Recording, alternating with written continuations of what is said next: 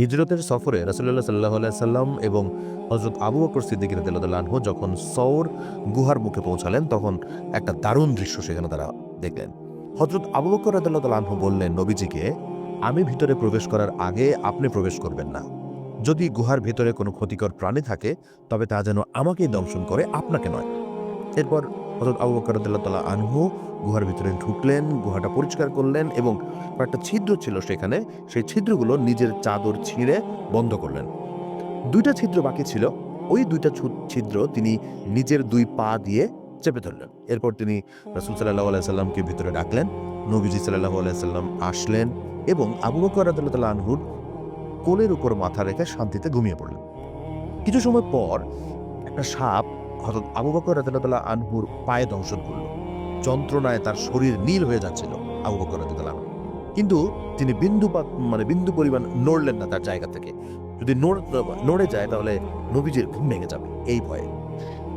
এত বেশি যন্ত্রণা হচ্ছিল, তার চোখের পানি যখন নবীজির পবিত্র চেহারায় পড়ল, তখন নবীজি সাল্লাল্লাহু আলাইহি সাল্লাম জেগে উঠলেন এবং জিজ্ঞেস করলেন, "আবু বকর, তোমার কি হয়েছে?" তিনি সব খুলে বললেন।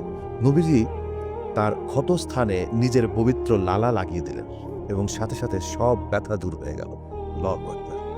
এদিকে মক্কায় কাফেররা যখন দেখল রাসূল সাল্লাল্লাহু আলাইহি সাল্লাম চলে গেছেন, তারা হিতাহিত জ্ঞান হারিয়ে ফেলল।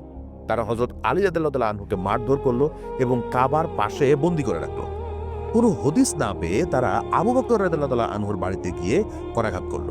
হযরত আসমা রাদিয়াল্লাহু তাআলা আনহু বের হয়ে এলে পাপিষ্ঠ আবু জাহেল তাকে চড় মারল। তার আঘাতে ওই চড়ের আঘাতে তার কানের দুল ছিঁড়ে পড়ে গেল।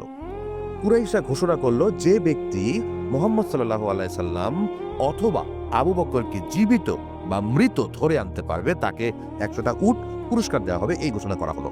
কুরাইশদের অনুসন্ধানী দল খুঁজতে খুঁজতে সওর গুহার একদম মুখে এসে দাঁড়ালো।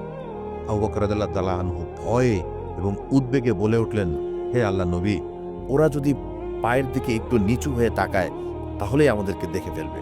রাসূলুল্লাহ সাল্লাল্লাহু আলাইহি সাল্লাম শান্ত কণ্ঠে বললেন, "আবু বকর, আমরা ২ জন নই, বরং আমাদের সাথে ৩য় জন হিসাবে স্বয়ং আল্লাহ তাআলা আছেন।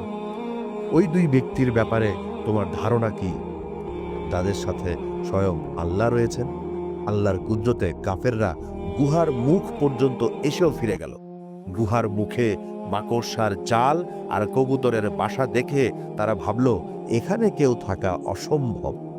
আল্লাহ যদি আপনার সাথে থাকে, তাহলে কোনো মানুষের সাধ্য নাই আপনার ক্ষতি করার।